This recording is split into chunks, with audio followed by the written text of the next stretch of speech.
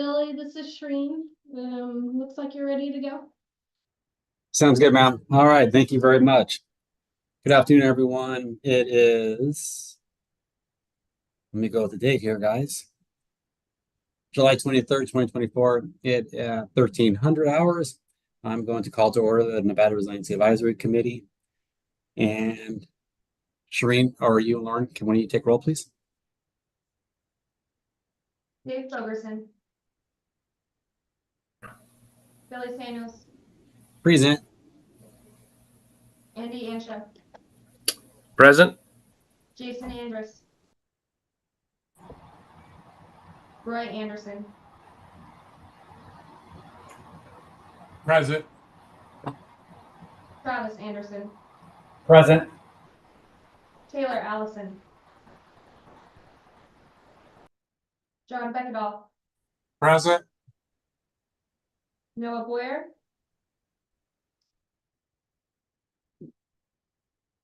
Present. Lee Cabanis.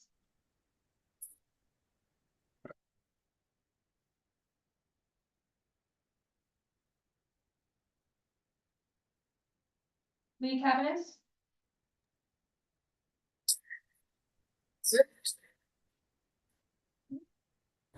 Present. You hear me now? Yes. Okay. Thank you, Lee. James Chrisley. Present. Diana Clarkson. Present.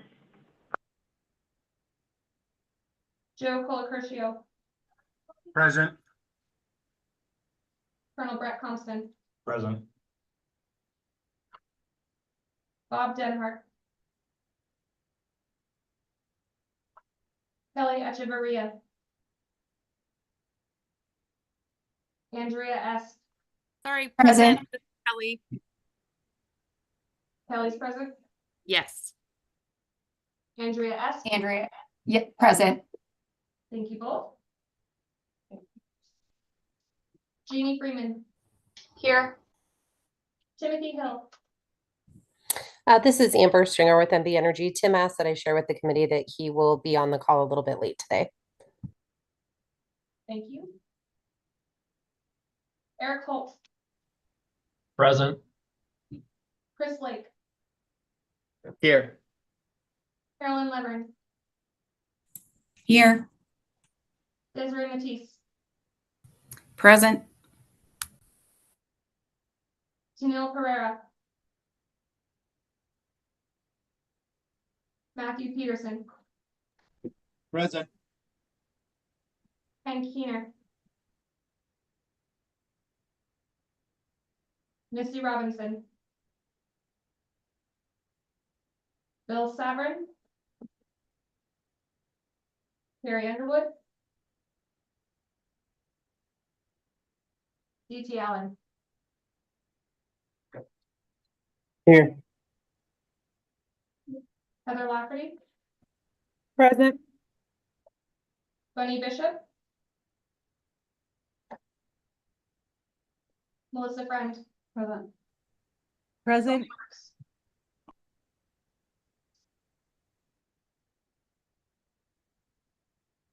Kimberly Palma Ortega. Perfect. Thank you very much. Appreciate that. We are going to close out agenda item 1 and open up agenda item 2.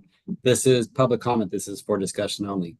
No action may be taken on matter raised under this item of the agenda until the matter itself has been specifically included on the agenda as an item upon which action may be taken. Public comments may be limited to 3 minutes per person at the discretion of the chair or vice chair today. Comments will not be restricted based on viewpoint. To provide testimony during this period of public comment via telephone, please call in anytime after 12:30 p.m. on the day of the meeting by dialing 1-669-219-2599.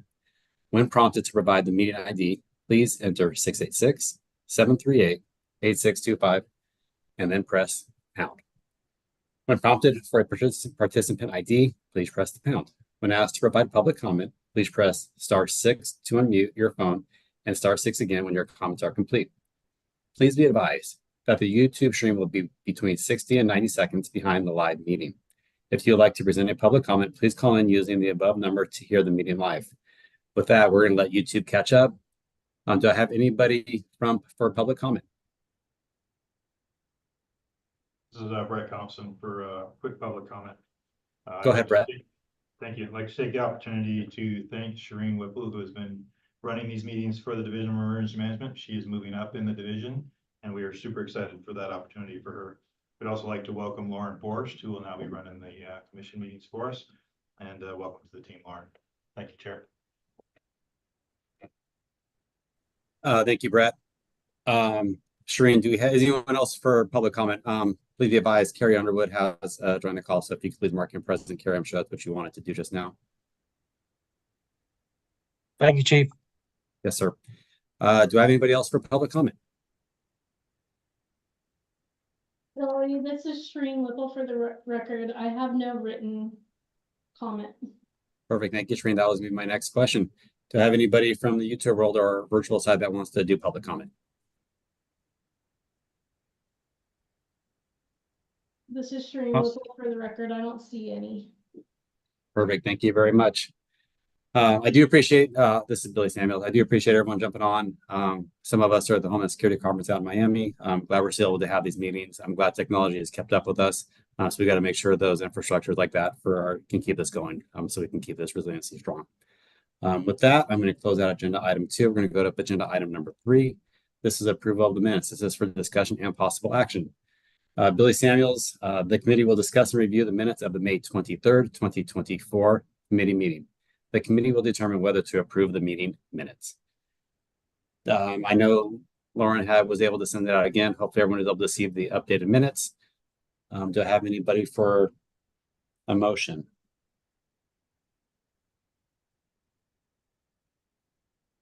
No, This Boyer will is- make a motion to approve the minutes as provided. Noah with the first. Do I hear a second? This is Desiree Mattice. There was a couple of corrections that I think we need to look at just to ensure that there's no confusion. Thank you, Desiree. I knew there might be some, so I appreciate Noah with the first. Can we start with the second first, and then we can go into discussion, Desiree, if somebody has a second. And if there's no second, then we can definitely go in for discussion. Chris Lake will make the second. Thank you, Chris. I have Noah for the first, Chris Lay for the second. Do I have any discussion? Yes, please. This is Desiree Mattice. Go ahead, Desiree. There was a couple of corrections that I did see that were on here. For the first page, we actually have for member name, we have Jay Robinson, but on the very last page, it shows Misty Robinson. And then, Okay, Desiree, you're gonna make me actually have to write this down. Let me get a pen. sorry. That's okay. Noted.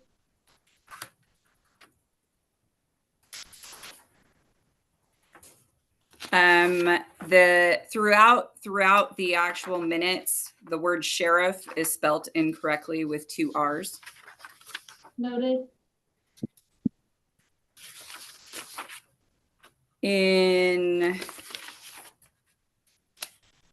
On page 10, the top of the page actually says Kingsbury instead of Kingsbury. Grade.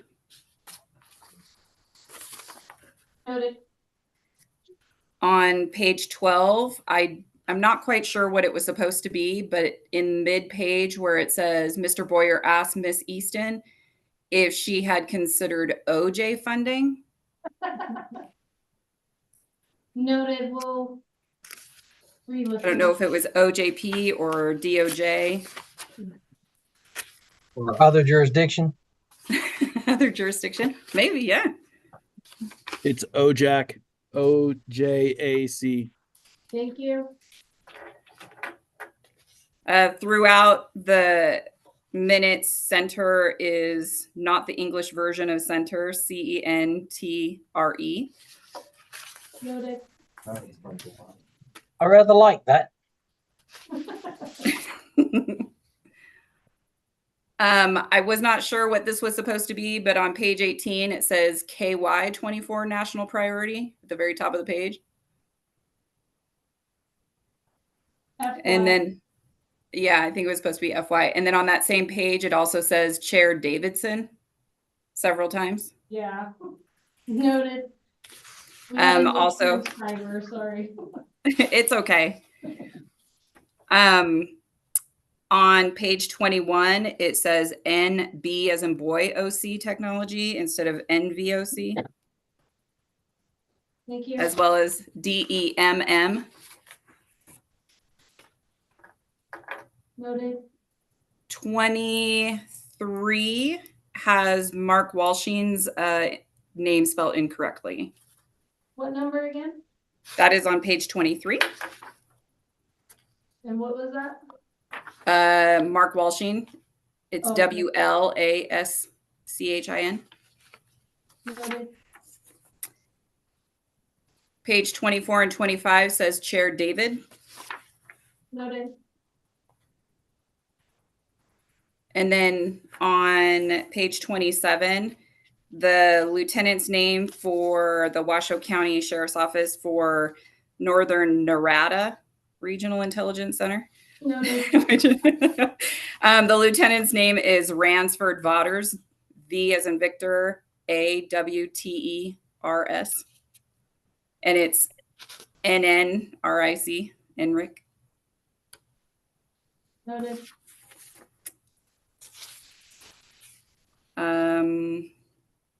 On page 29, under number 6, item X, County Sheriff's Office Cybersecurity.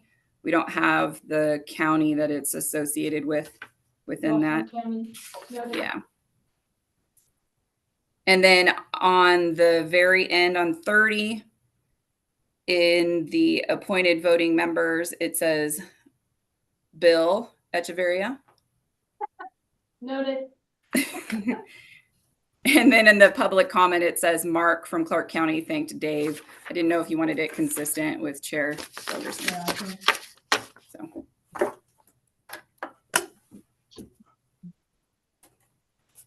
Okay. Thank you, Desiree. I appreciate you actually read these. So that's impressive. So thank you. And I think all of us want you to review all of our papers that we read from here on out. I Thank you for those appreciate the corrections. offer, but no, thank you. Thank you. Shireen, were you able to get? Yesterday, so I didn't get a chance to review them. Sorry about that, guys. That's okay. Shireen, were you able to capture all of those changes? Yes. Okay, thank you. Dr. Freeman. Good morning. In addition to what Ms. Matisse has presented, there are some other identified areas. For consistency, if it can stay Ms. Freeman throughout the document rather than Ms. Jeannie, that would be appropriate. Same with throughout the document, instead of it saying Chair David, being Chair Fogerson. Just ensuring throughout the document there are a variety of first names that are used and then sometimes last names. So for consistency, if we can leave it one way or the other, that'd be great. On page 3, there's a comment about Ms. Freeman said something about spend. It should be spent. On page 13, Chair David asked Ms. Freeman to identify the intersection. He actually did not ask me to identify the intersection. He asked me to leave the intersections unidentified for security purposes. So that needs to be corrected. What page was that again? Sorry. Page 13. What paragraph? Let me get there. Sorry. You're cutting in and out, so that's why. Sorry. Let me find it.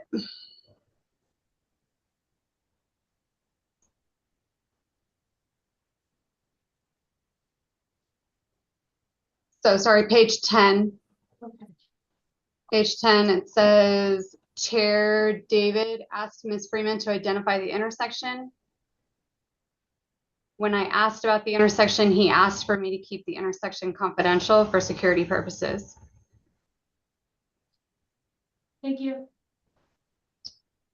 Then now I've got it mixed up about which page it is.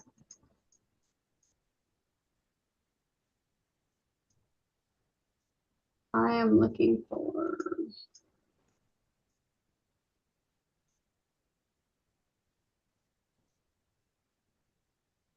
On page 18, it says Ms. Freeman asked whether the vehicle will be retrofilled. That should be retrofitted. Noted. And that's as far as I was able to get before with the email that was sent out yesterday afternoon. This is Shereen Whipple for the record. I'll go through it as well. Thank you. Shereen, when you go through that, this is Billy Sammons, when you go through that, we need to make sure these changes that we're doing here are all consistent and that we all know about them prior to the approval. So we can approve with the adjustments that we have made. But if there's any corrections that are made after this approval, then we really shouldn't be doing that. Noted. Thank you. Thank you. Washoe County, did you have your hand up? I did not mean to do that. That's right, thank you, Kelly. I do have one other question. I know Noah's on. So Noah, on page 28, it says I inquired about if the department worked with the HAI hazmat team. I'm not sure what HAI is. Can you clarify that or what we were talking about? I think it's triad. Thank you. So that's what we were thinking too. So Shereen, on page 28, it would be about the 7th, 8th paragraph down. Mr. Sams inquired if the department worked with the HAI hazmat team. Can you put the triad hazmat team, please? Noted. Thank you. Okay. Do I have anybody else that has any adjustments or that want to make any changes to the minutes from May 23rd? All right. Noah, you did make the first motion for approval. Would you like to go back and amend that motion? Absolutely. I'll make a motion to approve the May 23rd minutes with the corrections provided. Perfect. Thank you, Noah. Dr. Chris Lake, you did have the second. Do you want to amend that second? Yes, I'll second the current motion on the floor. Perfect. Thank you. Do I have any discussion with those approved changes? Vice Chair Samuels, this is Jeannie Freeman for the record. Is there an opportunity to ask to have the approval amended to be a tabling of approval until the minutes come back to the committee with the corrections? We can make that motion if somebody wants to try to table this. I do believe that with those two motions, we can, as long as those adjustments get made and that those minutes are provided to the committee and to the public. Sam, are you correct with that? Hey, this is Samantha Lavick from the AG's office. There's no requirement for you guys to, take action on this today. So you can amend a motion or you can just choose to not. I guess since we have a motion and a second on the floor, you probably should amend the motion to table it. Okay. No, did you know, and Dr. Lake, with all these adjustments, I think for thorough documentation, I would feel more comfortable tabling this one until we can get it to the next one. It's not going to hurt us. Do you guys want to remove those motions and I'll table this till our next NRAC meeting it will have 2 minutes to approve. It'll be this days and the May 23rd. Noah Boyer for the record. Yeah, I'll rescind my motion and for tabling for the next meeting. Just the abundance of changes. Thank you. Thank you, Noah. Dr. Lake, you go with the second on that one. I'm going to table this. Yeah, I'm fine with that as well. Perfect. Thank you, everybody. I appreciate Ms. Matisse's and Ms. Freeman's all their comments and all the adjustments that we made. I do like for clarity and for it to be clear. So we are going to table, let me go back to minutes, item number 3 on the agenda. And Shereen or Lauren, whoever's going to be handling this, can you please make sure that the approval of minutes for May 23rd, 2024 and the approval for the minutes of July 23rd, 2024 will be on our next meeting, please. Yes, we will make sure that happens. Thank you very much. And thank you all for catching all of the errors. I'm going to close out agenda item 3 and we're going to open up agenda item number 4. This is the public safety outage program. This is for discussion only. Amber Stringer from Nevada Energy will explain the Nevada Energy Natural Disaster Plan and Public Safety Outage Management Program to give the committee an overview of the process. We do have these, this should be a slide deck that everybody was able to receive. So Ms. Stringer, if you could definitely give us a high level approach as to what Nevada Energy is looking for. And then we can follow up with some questions and discussion. Again, this is for discussion only. Amber, the floor is yours. Thank you, Chief Samuels. So for those of you that do not know me, my name is Amber Stringer. I am the Emergency Management Administrator for MB Energy. I'm based out of Southern Nevada, but my counterpart, Tim Hill, and I both serve the entire state. To start, just wanted to take a moment to thank Chief Ogerson and the committee for coordinating this presentation. I know several of you have probably heard some of this information in other meetings, but we are working to get this plan shared far and wide. Things were implemented and rolled out rather quickly, so we're kind of casting a wide net to ensure that we're reaching as many of our stakeholders as possible. In addition to myself, I brought a few of my corporate communications team members with me today, Megan Delaney and Katie Jo Collier. They'll be here to assist me with any questions that may fall outside of my personal scope. I wanted to make sure that we're able to answer any of your questions and hear any concerns from this committee. So with that being said, we can go ahead and get started. I'm just going to review our wildfire safety and resilience plans here that we're implementing this fire season at MB Energy. We can go ahead and move to the next slide, please.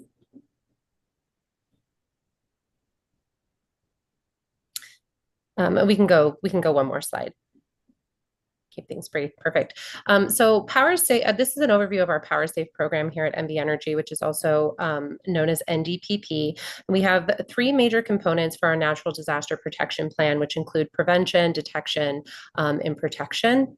Under prevention, we have things like vegetation management, system hardening and resilience, and inspections and patrols.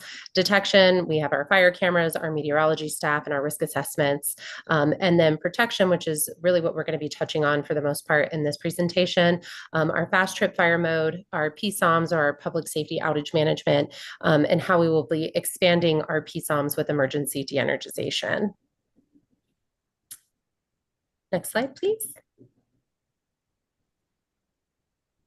Perfect. So I think we all know that there's an increased wildfire risk, especially amongst us out here in the West. So our wildfire risk is really no longer contained to Western states, but it's a nationwide issue. You can see some of the fires that we've had in Texas and Hawaii. So as a company, we've been trying to learn from these increased wildfire risks. And wildfire mitigation is really a #1 priority for utilities across the country, including MB Energy. Can move to the next slide, please. So one of the biggest steps that we've taken to prevent wildfire risk is moving into what we call fire season operational mode. And one of the biggest tools that we have is our fast trip fire mode.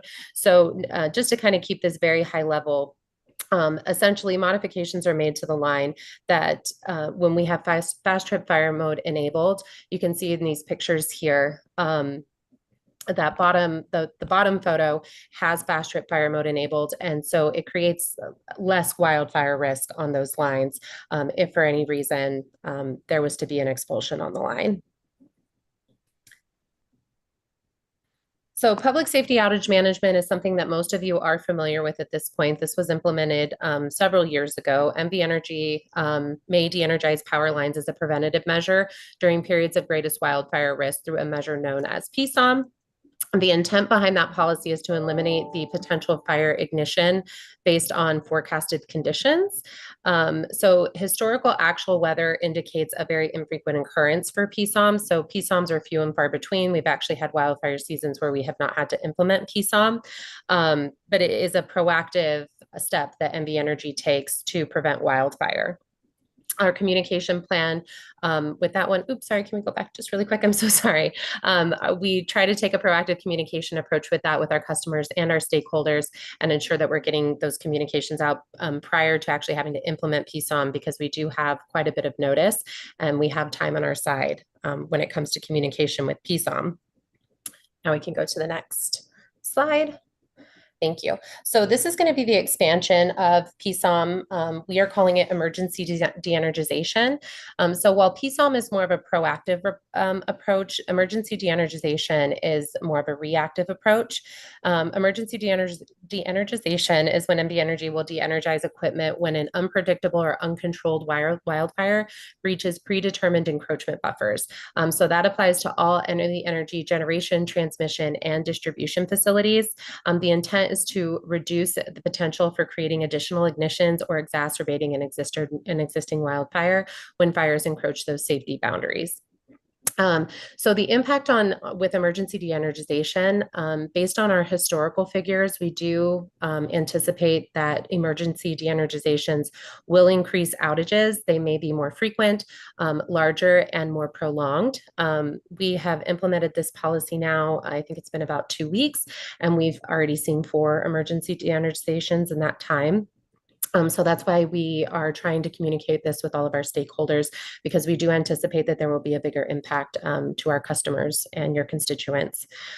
So the criteria for this de-energization is based on the location, size, and speed of the fire.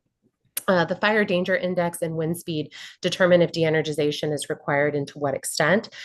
We have also tried to bake in a 1-hour impact assessment period to try and see if we can get our communication out to our stakeholders and our customers prior to having to de-energize. That's not always the case. Sometimes we have to de-energize immediately, but we are trying to push things back a little bit so that we have some time to communicate with everyone. So the criteria for emergency de-energization is non-negotiable. It is controlled by NV Energy, but it does allow for our public safety partners to request in writing by either police, fire, or the highest ranking elected official in the jurisdiction for consideration for re-energization. I'm so sorry, there's so many big words there. So essentially what that means is if you have a public safety concern that is related to an emergency de-energization, we ask that you reach out to us directly, typically through the emergency managers or corporate communications team, so that we can pass that information up the chain for consideration for re-energization. And then if we can go to the next slide, please.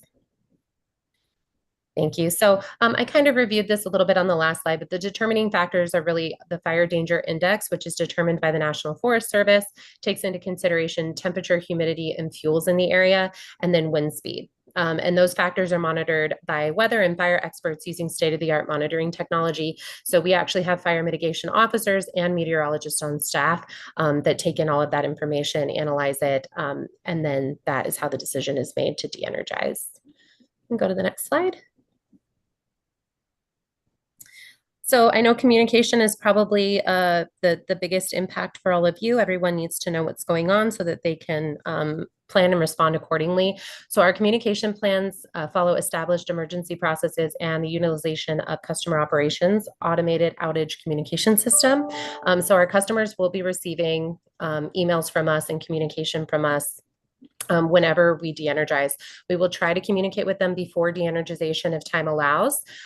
We will always let them know after the lines have been de-energized, during the de-energization determined by the outage duration, and then when it has been determined safe to re-energize, and then when power is fully restored. So we will do our best to communicate all of that information to our customers in real time. And go ahead and go to the next slide. So what is the criteria for re-energization? Essentially, fire containment and or complexity related to system re-energization will influence the outage duration. Outage duration will be estimated as short-term or long-term through consultation with system operations, electric operations, and emergency responders managing the fires. So we will take consideration from all of our stakeholders when making these determinations based on public safety as well. But we do have some internal systems that we use that are helping us determine whether or not it is safe to re-energize a line. And then we can go to the next slide. So what can you do? We have been encouraging everyone to encourage their communities to sign up for alerts on my account. That is the easiest and fastest way for us to communicate with our customers. Some of our customers don't have that set up, but that is what we are requesting to be pushed out to the public. If you sign up for alerts on my account, then they will be receiving all of their real-time outage messaging. We can go to the next slide. And I don't really think that this is as relevant for this audience. And then is this my last slide or is there one more? Okay, perfect. So that's kind of a high level overview of our new sort of PSOM and emergency de-energization plan. Chief Samuels, if it's okay to open the floor for any questions or concerns. No, of course it is, Amber. I do have one initially. When you talk about re-energizing, you said that the police chief, the fire chief, or the highest ranking elected official has to reach out and write a letter. Did I hear that correctly? I think that what they're asking is that the request be made in writing. There's no like formal, like it has to be on formal letterhead, but if you can send a message to like myself, an email to myself, or even a text message, I would imagine would be in writing, but I think that they want the request in writing. Okay, I think that's something that we just need to drill down on. If we're trying to do this in writing and we're having power outages, I don't know how available some things may or may not be. So I think we just need to kind of talk about that. We can do that offline. And I'm sure it's always different between the urban and the rural areas when it comes to reiterization and the unintended consequences of shutting down power. But for Clark County, it works out fine. For other jurisdictions, it may not. So I'll let, if they have any questions or comments, they're more than happy to ask them now. This is opening it up if anyone has any questions for Ms. Stringer. Heather, go ahead. Hi, yes. I just wanted to ask real quick. I want to say hi. Thank you for that presentation. That was great. And I know you've been doing a lot of heavy lifting at NV Energy, and they're lucky to have you. My question is, as far as reaching out to Nevada's disability and access and functional needs stakeholders, we've seen a lot of our energy providers across the nation when these PSOM events happen, partner with local disability stakeholders like the Centers for Independent Living to provide portable backup batteries, accessible car rides during these wildfire safety power outages, hotel stays, and food replacement vouchers.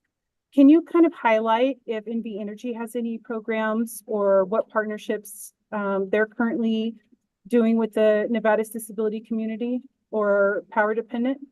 Thank you. Amber, this is Megan Delaney. I'll take this one unless you want to. Go right ahead, Megan. The official phone a friend. Hi, everyone. It's nice to see so many of you again. We do have a Green Cross program, Heather. That is an opt-in program for any customers who meet our criteria of being vulnerable. A lot of folks who are connected to oxygen or other backup services.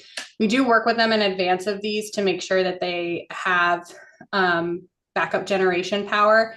And then what we've done so far, and then we do this for PSOMs and we're doing it for emergency de-energization. When we do cut that power and turn that power off, we mobilize our call center to specifically reach out to those folks by call individually and check on them and relay the message that this is an outage and it may be extended. And I do believe in one of the recent ones, we did have a couple folks who took advantage of some Red Cross services, but there are a lot of other folks. The Spring Valley fire that was up north last week, we did have a few Green Cross customers who felt they were able to ride out that outage without any additional services. We are looking at some additional strategies if we get into some very large fires and have a significant number of Green Cross customers who are out of power. We are working on ways now to reach them in a faster manner than individual phone calls and to be able to connect them with services should they need to be. So I hope that answers the bulk of that question. Yes, thank you so much. I appreciate your efforts. Thanks. And I will maybe ask to share, we can share our Green Cross sign up sheet with this committee afterward in case you all need it for your constituents, because it is an opt-in program. We do need folks to identify for us if they're in need of those services. Thank you, Megan. Thank you, Heather, for that question. Yeah, if you can go ahead and share that that sign up form with Ms. Whipple or Ms. Barton from NDEM, we'll get that out to the group. Sergeant Boyer, Noah. Yeah, Noah Boyer, just more a curiosity. You said that when the fast trip fire mode is enabled, is it like, do you turn that on or off? Or why is it not on all the time? So the reason why it's not on all the time is because it increases outages, right? And that affects our reliability for our customers. So it's really only necessary when there's high fire danger. So we turn it on during fire season and then we go back to normal operating mode. So essentially, if something connects with the line one time during fast trip fire mode, then it will de-energize that line automatically. And then the line needs to be patrolled before it can be turned back on. Outside of fire season, if something can come into contact with the line 3 times before it's shut off and then needs to be patrolled before it can be turned back on. So it's essentially to avoid sort of widespread outages that don't necessarily, that can be avoided essentially. And for the record, that was Amber Stringer for Oh, document. yes. Sorry, Amber Stringer. Thanks. Right. Yep. Noah, you got anything else? No, sir. Perfect. Thank you. Does anybody else have any questions or comments for Nevada Energy, Ms. Stringer or Ms. Delaney? Lee, how are you? Go ahead. So first off, I want to say thanks to NRAC Energy. Tim Hill actually came out and spoke on this topic with the slide deck, I think, or something very similar to our county commission. So I think maybe just to share with the other members on the call, just kind of our concerns are that fast trip fire mode is excellent, that PSOM will kind of come statewide a little bit.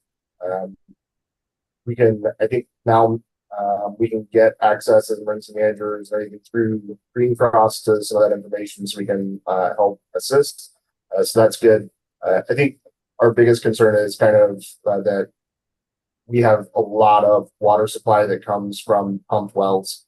And if we lose electricity, there's not really an alternative way to pump those wells.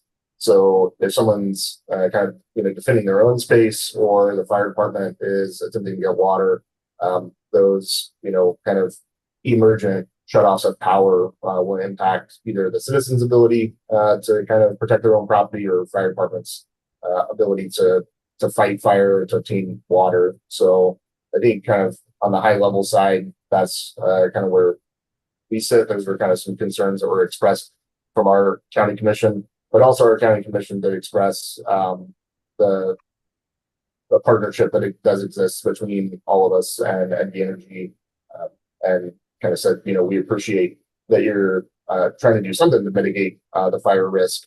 So that is appreciated. Just kind of, there may be some unintended consequences as far as water supply, especially in rural areas. Thank you for your comments. I appreciate that. And I think that concern is actually, that's a pretty common concern. Oh, sorry. For the record, this is Amber Stringer. Sorry about that. So that's a common concern shared by a lot of the rural communities. And that's information that we need to be made aware of right away if you are de-energized. And that way we can take that information up the chain, and the decision that can be weighed in any decisions to remain de-energized or to re-energize the line. So we want to make sure that we have that open communication with our stakeholders, so that you have access to us and we can get that information to where it needs to go. But that is a widespread concern, especially in our more rural areas. Thank you, Lee, for the statement. That's what I was talking about, the difference between rural and urban. You guys think of things that affect you, and you guys don't think things that affect me. So thank you for that comment. And thank you, Amber, for acknowledging it.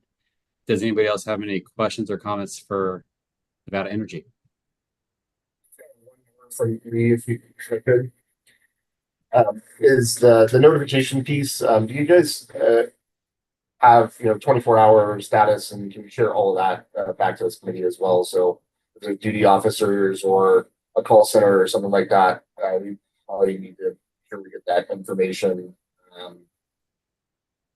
especially anything that's specific to trying to deal with that power outage piece. If there's somebody we need to call, like I can call Tim anytime. I don't feel bad about it, but if there's somebody else that we need to be calling, let us know.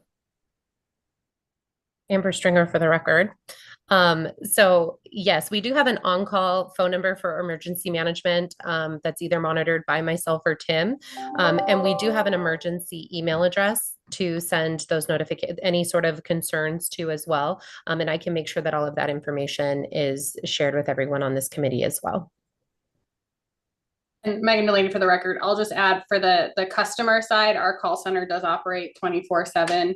English and Spanish. So if there's a rank and file customer who's affected by an outage, if they call into the call center, they will be able to look up why their power's out and if we have any estimated time of restoration too.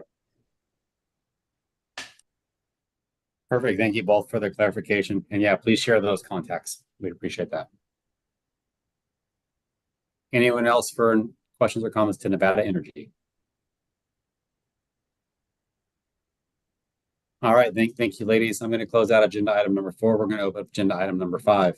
This is a grant status report. This is for discussion only. Cary Beach, DEM, Homeland Security, will be presenting on to receive quarterly grant reports, which will outline the spending status on Emergency Management Performance Grant, EMPG, Homeland Security Grant Program, HSGP, and Emergency Preparedness Working Group Grant, EPWG. The committee will also be briefed on the status of current and expected grants. Ms. Beach? Hello, Carrie Beach for the record. So the grant status report as of 3/30/24 was provided prior to this meeting. If there are, sorry, just checking some notes. If anybody has any questions, I will certainly try to answer them. If not, questions can be sent to DHS Grants with a CC to myself. We can put those addresses in the chat. So if anybody has a question, I will certainly try to answer that. Thank you, Carrie. I do see Ms. Carolyn Levering's hand up. Carolyn, do you have a question? Yeah, Chief, thank you. Carolyn Levering for the record. Carrie, I know you don't have the full responsibility for the content of the report, but I did want to ask a few questions about it, and I don't necessarily expect you to have all the answers, but I wanted the questions to be part of the public record for the purposes of this meeting. I had some questions about the lack of information on this report regarding grant funds administered to the State Division of Emergency Management. I noticed that many SHSP awards dating back to 2020 have $0 funds expended on them, exceeding, I mean, they're hundreds of thousands of dollars. FY20, there's over $460,000 in projects that haven't even been started, according to this report. In FY21, there's over $800,000 in the same situation. And FY22, another $620,000 in SHSP funding allocated to DEM that don't have any indication of expenditures made, nor are there any de-obligations listed there. That's a lot of money, particularly when we all work so hard to request funds out of SHSP every year, and there's never really enough to go around. So I have a lot of concerns about lack of expenditure and in those categories. I also noticed that management and administration funds that DEM collects out of every grant, there's no status as to whether those funds are being utilized, and I think that should be added to the report. I also noticed that the state's cut of EMPG grants for all fiscal years are not listed on this report. And none of the FY23 EMPG awards are listed on this report either for 80 sub-applicants. So those are just some things that are missing in the report that I think are relevant to this body for review and consideration, and into the future might require some actionable items added to the agenda. Those were my biggest concerns. So if you could take that back to management, I'd appreciate it. Absolutely, I can do that. Thank you. Thank you, Carolyn, and thank you, Carrie. Yeah, and I agree with Carolyn. That's a tough thing to put you on the spot to have answers for, but I do concur. All of our jurisdictions, all the counties and incorporated cities, we do try to just stay up to par. We do get questions for our QFRs through the grants process, and it looks as if DEM is having problems or having issues trying to complete them. It might just be a typo or an error, but it definitely, we need to kind of see a little bit effort on that. Okay, I can get that information. Perfect, thank you. Kelly, Maria. Yeah, on page 55, it states that Washoe County Emergency Management Homeland Security Program was late on our 10th quarterly program report. We only had 9 related to that grant, so impossible to be late on the 10th when we didn't have one. So if you could please look into that, I would appreciate it. Absolutely, I can do that. Thank you, Carrie. I appreciate that. Thank you, Kelly. Does anybody else have any questions or comments for Ms. Beach? Carrie, this is Billy Simmons. I know you guys are swamped over there and you have a lot going on, and we get that.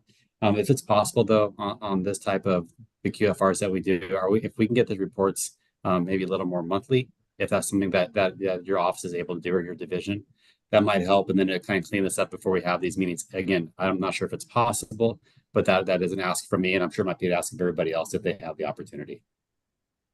I can certainly push that up to my leadership and make that a possible request.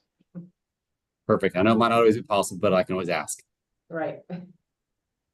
Thank you very much. Thank Does you. anybody else have any questions on agenda item number 5, the grant status report? All right, hearing none, I'm going to close out agenda item number 5 and open up agenda item number 6. This is the Nevada Division of Emergency Management change in leadership. This is for discussion only.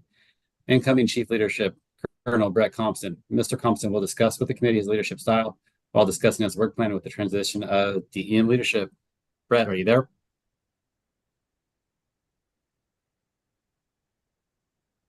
Try that again. Brett Compson for the record. Thanks, Chief. So Chief Overson asked that I formally introduce myself to the committee, kind of walk through a little bit of my background, what's going to happen over the next 4 months as we make the transition, and then what you can expect as I take the role. So with that, buckle up, here we go.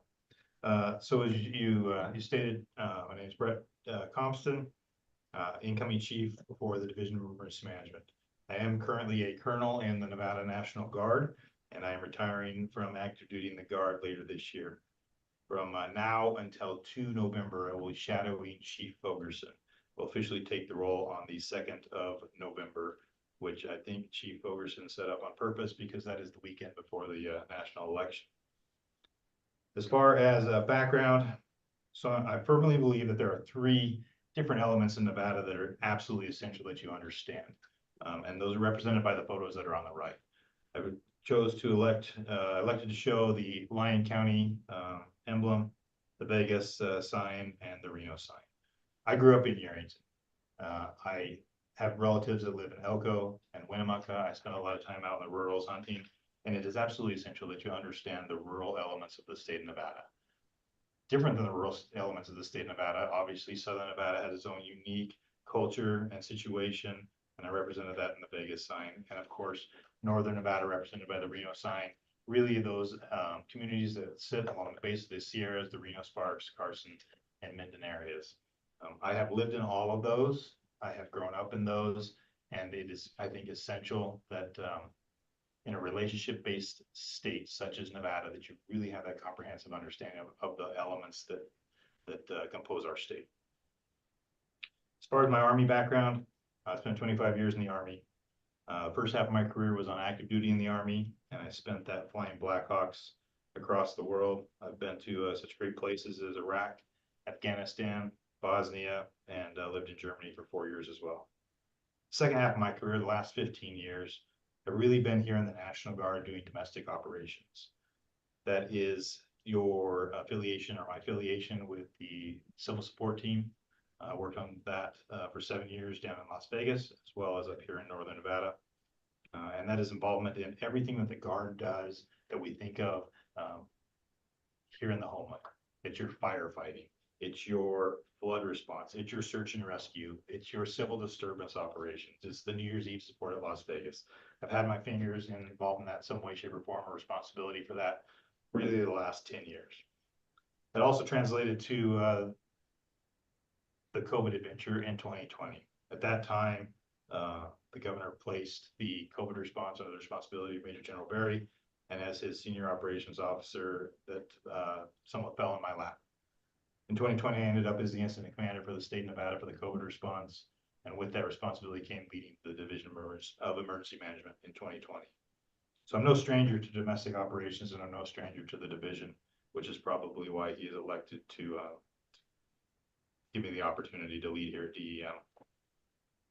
In a strange turn of fate, Dave, or Chief Fogerson, was actually my exit strategy from DEM in 2020.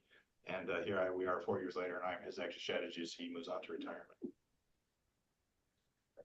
So let's talk about credentials. So why me? Why is General Barry giving me this opportunity? Well, first off, I asked to be able to have the opportunity to lead this organization. I recently was notified that I have been qualified to promote to general if the opportunity arises, and I'm foregoing that opportunity to come to the division because I believe so strongly in the division's role in helping Nevadans. As far as credentials, I bring some paperwork with me. I have 2 masters. I've been through the Naval Postgraduate School Executive Leaders Program. I've been through FEMA's Vanguard program. I have earned an executive certificate from Harvard in public leadership. I'm a master exercise practitioner and a hazmat technician and a dual status commander, which really translates to the ability to lead both National Guard and federal forces should we ever rise, that situation ever arise. I'm also passed my certified emergency manager and I'm in the process of submitting paperwork for that. But really what matters is not the paperwork. What matters is the street credentials. And so for those of you that have worked with me over the last 10 years, doing National Guard operations, I've had my fingers involved in the National Guard perspective in just about every single event that has happened over the last 10 years, minus the Super Bowl and Formula One, which I'll get my opportunity to do from the DEM perspective this next year. As far as leadership concepts and beliefs, there are a couple of essential things that I think you all should know about me or need to know about me. The biggest one and my foundational belief in leadership is based on intent-based leadership. It's starting with why and explaining why we, the division, are doing what we do. It's about explaining the end state. It's about creating a verbal picture of where we're trying to go and creating the opportunity to overcome challenges and provide resources for those that are doing the hard work. I believe in a team of team concepts. I understand and I know that relationships matter. And I will spend an inordinate amount of time in my first year trying to build or rebuild those relationships that are essential to making DEM work. That's both internal to the division, it's with state partners, and it's with local partners. I believe in investing in people. And people are our greatest resource without a doubt. Investing in the leadership of both the people here at DEM and our partners in the enterprise will undoubtedly return an investment. I believe in transparency and consistency. There should be no point at which I am not right up front with you and extremely candid and blunt. I will always promise to do that. I believe in being candid, and I will give you a simple example of this. I am not smart enough for you to beat around the bush. I need you to tell me exactly what you're thinking. I have a thick skin. I've been in the military for a long time. The example I would give you is oftentimes my wife, or one time my wife was telling me that it was cold outside. And I said, yep, looks cold outside. And off we went. And I started complaining about not having put on my coat. She said, well, I told you it was cold outside. And I said, no, you didn't tell me to put on my coat. I need you to tell me to put on my coat. I also have a couple of bumper stickers that I follow. I think they're relevant. One is the rock and the storm theory. I believe that when all hell's breaking loose and chaos erupts, somebody has to become the calm person in the room, the one that talks slower, thinks slower, and models behaviors. If people run around here with their hair on fire, and that's hard for me to do because I have no hair, that is not a good thing. I also believe in tactical patience. I will not always respond to you in an immediate manner. Oftentimes, when we respond in a very immediate manner in crisis, we make situations worse. I've been around long enough to see that sometimes you need to let things play out. So if I'm not immediately back on your email or on your call, there's probably a definitive reason for that. So I just give you the heads up on that. And I also believe in the open book theory. I believe that every single one of us and throughout the enterprise is a book. And oftentimes people judge the books by their covers. You get the wrong story. One of my favorite things about doing any transition to any leadership role is really getting the opportunity to open the books, to read the stories, and find out about the individuals that are on your team or that you're working with. All right, so let's go to the next slide. All right, so let's talk the transition real quick. Like I said, the transition is underway. General Barry has been so gracious as to let me come over and hang out with Chief Fogerson and essentially follow him around. Well, let me be extremely clear. Chief Fogerson is the chief through 1 November. Any decision or recommendation I make will be vetted through him, and he will own that responsibility. I will not do anything without his blessing. 2, what I have told the Division of Emergency Management they can expect from me. They can expect that I will learn, teach, develop relationships, and conduct a strategic assessment. That is my goal, my 4 items for the next 3.5 months. Now, as far as how Chief Ogerson and I think that we think extremely similar. Our conceptual visualization of where the Division of Emergency Management has come from and where it is going is almost identical. I love the service philosophy and the outreach and the programs that we do. I will conduct a strategic assessment like I talked about, and we will review and update the strategic plan later in the November-December timeframe. Naturally, there are Chief Ogersons and there will be Brettisms. And so the way we operate is just a little bit different. Although our vision is conceptually sound and the same, Chief Ogerson comes from a fire background. And firefighters like to put out fires and deal with emergencies right now. I come from a military background. I'm a trained strategic planner. So obviously we're going to approach things in just a little bit different way. Things that I want to be upfront with you about. Chief Ogerson is a social media monster, and I am not. If you look me up on social media, you're going to see posts about hunting, leadership, and maybe a couple of family trips, and that's about it. So I tell you right up front, I have got to learn that aspect of the position, and I acknowledge that, and I recognize that. And just like any good chief, I will change the logo and the motto here at DEM on day one. So that's a promise. Let's go next slide. Okay, so let's talk about the way forward. So in the short term, like we talked about timing is everything, and the timing of this transition is precarious. So we have the election the very first week that I'm on the job. Immediately, or 2 weeks after that, we have Formula One occurring in Las Vegas. And immediately, the following month, we have New Year's Eve also in Las Vegas. And also in the short term, we are dealing with a 9% across the board cuts from FEMA grants. That will lead to fiscal impacts, and it will lead to some difficult decisions very, very early in my time as chief. That will impact all of you. So let's talk about the further forward, what keeps me up at night. So I'm going to go through 4 things. What keeps me up the most is a long-term outage of power, fuel, communications, and logistics. And I see that happening in 2 different possibilities. And it's represented really by the first 2 emblems that are down there at the bottom of the slide. The first one is what I'll call a national security emergency. That is a situation in which a nation state takes action on the United States of America to sever our critical infrastructure. That could happen in a Taiwan scenario. It could happen in an escalation in Europe. It doesn't really matter the cause, whether it's a cyber attack, it's a kinetic attack. We end up in the same scenario where we have these long-term outages. We can also find ourselves in the exact same consequence management scenario, large-scale earthquake, predominantly in California. And the one that worries me the most is the Southern California scenario, in which we see the Cajon Pass essentially sever all lifelines to Las Vegas. So those are the things that scare me the most. And when I talk about these long-term outages, I'm not talking about hours to days. I'm talking about months. That is a hard thing for us to grasp in a modern society, which if you can't charge your phone in 12 hours, my kids start to panic. The third thing that's on my list is the Tahoe Basin fire. I was in the position on the day in which we evacuated South Lake Tahoe and State Line to be back here in the division.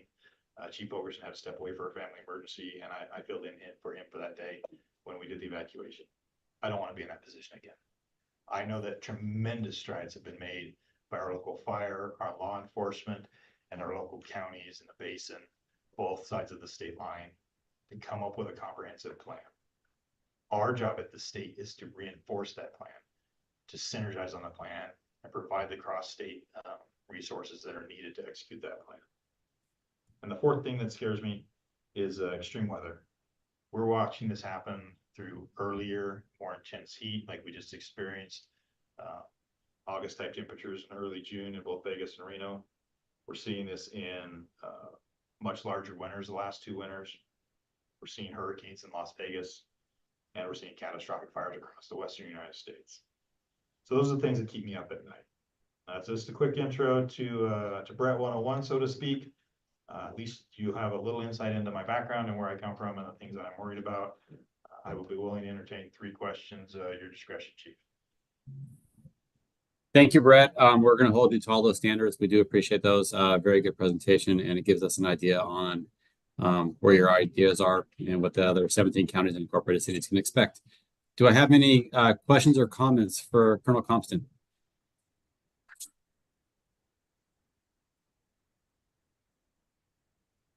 I'm hearing none. I'm hearing none or seeing none. I think hopefully all you guys have his contact. Brett, if you can actually sign those contacts, that would be great. I do see a question from Map. I don't know who that is. Matt Peterson, Oco County. Go ahead, Matt. Go ahead, Matt. If nobody's going to take this opportunity to ask questions, welcome to the team. We appreciate you. I do like your fears and your abilities as well. But I'll ask, if you could have any two superpowers, what would they be? Well, first I'd like hair. Yeah, actually, I'll just go with the hair. That'd be great. Thank you, Brett. I think that's a fair superpower, and this next person is probably going to take you up on that if you ever figure that out. Carrie, do you have any questions for Brett? Yeah, Carrie Underwood for the record, and I didn't appreciate that comment, Billy. I'm perfectly happy with no hair. Welcome to the team, sir. My comment and question would be, I really appreciated your presentation. As a former Army guy, I like one-syllable words as well. I would say Chief Fulkerson did one thing that really helped us down here at our Fusion Center by providing us a good list of what his priority information requirements were, those types of things that kept him up at night. But it enabled us to inform our folks down here about the types of things that you would need to be successful in keeping your various stakeholders informed. So thank you for including that particular thing, and I look forward to hopefully getting a deliverable when you are in place to make sure that that's a part of our everyday operation down here, is understanding what those priority intelligence requirements are for you in that position when you assume it. Thanks, Carrie. Brett Thompson for the record. I can absolutely 100% tell you that you'll have that, and you'll have that before I'm the chief. As we do the assessments and I speak with the Adjutant General and the Governor's office, as well as yourselves, we will update what Chief Fulkerson has. Maybe the same, maybe modifications. Just let me work through the process, but I 100% guarantee you'll have that. Thank you very much. Thank you, Carrie. Fair expectations of the incoming chief. So, and thank you, Brett, for giving that to this group. Then we'll have a better understanding of what you guys need to keep your office informed and your reporting office to General Barry and the governors as well. Thank you. Anybody else have anything for Brett Compton? Awesome. Hearing none. Thank you, Brett. Appreciate it. Good presentation. I'm going to close out agenda item number 6. This is going to open up agenda item number 7. This is public comment. This is for discussion only. No action may be taken on a matter raised under this item of the agenda until the matter itself has been specifically included on the agenda as an item upon which action may be taken. Public comments may be limited to 3 minutes per person at the discretion of the chair or vice chair. Comments will not be restricted based on viewpoint. This is the same call-ins. I don't believe I have to go over all the call-ins as well and YouTube as well. We will keep the 60 to 90 second arrive for available for YouTube. And Shireen, do you have any other additional comments that have either been called in or emailed in during this meeting? This is Shireen Whipple for the record. No, we do not. Thank you, Shireen. Do I have anybody in virtual world? John Backadall. Hey, it's John Backadall for the record. I'd like to see if NV Energy could be a standing person on the agenda moving forward to give us updates, at least throughout the fire season, on the number of shutoffs they've done, the impacts from the local jurisdictions that they could report on that was impacted due to these PS events, including lack of water resources and whatnot, or any other medical type events that may have been impacted due to the shutdowns. And then if they could also brief us on the next meeting, if the Public Utilities Commission, PUCN, has approved this plan, and if not, when it'll be put on their public docket to see additional comments from both local jurisdictions as well as political partners that might have some input. Perfect. Thank you, John, for that comment. Shireen, just for your knowledge, if you can put that just as an agenda item for next time so we can also have a discussion on it. two things. One, if during fire season, if Nevada Energy can be on this meeting, just it can be a brief talking points. And the second thing would be if the PUCN has approved it. Nevada Energy can say yes or no if they have, but we should make an agenda item so we can have background discussion. This is Shereen Whipple for the record. Noted. Thank you, ma'am. Do I have anybody else for public comment?